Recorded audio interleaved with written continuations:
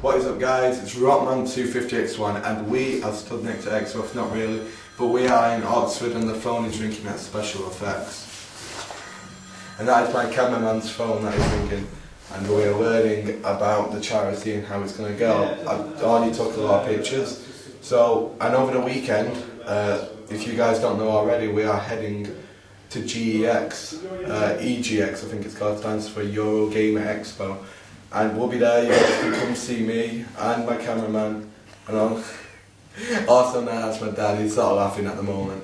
Yeah, but so we're at Special Effects and we're going to be learning about, I'm going to be filming a lot more, I'm going to be interviews about how we did the game blast and how much money we raised, so I'll speak to you guys later. I'll see you later.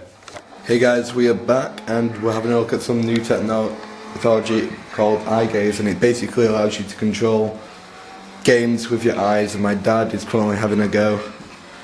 If we have a look, you can see no hands, he's doing pretty well there, placing dirt free. See, when I had a go, I flipped the car and everything. When you're supposed to go forwards, I went backwards at the start, so that's just a bit of the technology these guys have to offer. If you haven't already, donate. Every little helps. One of them little things cost €500. Quite a lot of money. The problem is, if you start looking at something else like this, like these, it's game over, isn't it? You can't look at the scenery there. You can just reverse that. Guys, I'll catch you in a bit and I'll tell you more about the games convention later on. Yeah, brilliant.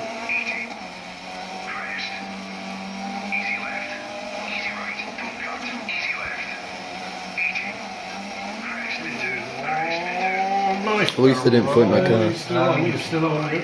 What is up guys, we are back. Hope you like that little bit of dirt-free footage with working with your eyes. My dad did better than I did. Well, more about the game convention. We're heading to EGX, stands for Eurogamer Expo, I believe. Now we've been given tickets to go down as the press. So if you guys want to meet me on Sunday, you guys can come up to me and speak to me. But if I'm working with someone, or speaking to a game developer or interviewing someone, please can you just wait a minute and I'll come and speak to you if you know who I am. So it'll be in Birmingham. There's still tickets left for the Sunday. The only problem is it's on Mother's Day.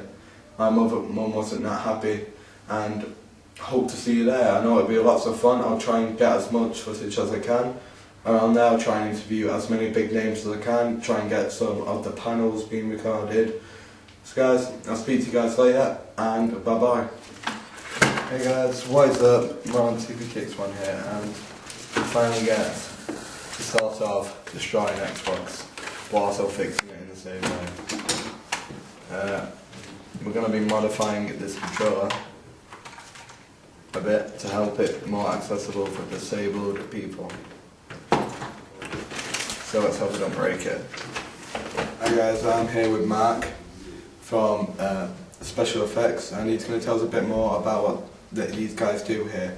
So what's the charity about? Yeah, thanks very much Josh for coming along. Special Effects is a charity that works with disabled people, and we help to give them these kind of the fun and the inclusion of and the benefits of video games that people like yourself and me experience all the time. But for people with disabilities, they can only sit and watch, and sometimes, for example, we're talking about people who would love to play, who can't play the real game of football, who can't drive at all, but through computer games we can give them that experience and they can join in with their so games like FIFA and absolutely soccer, EA and all that kind of. So do you have to supply your own equipment, or do companies give it you?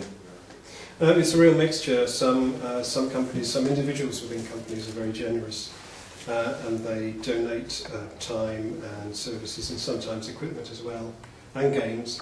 But a lot of the equipment will source, because a lot of the equipment we use you can buy off the shelf anyway, and our job is just to piece it together to make sure that the bits fit together so that people can game as much as possible. Yeah, because each person's disability is different.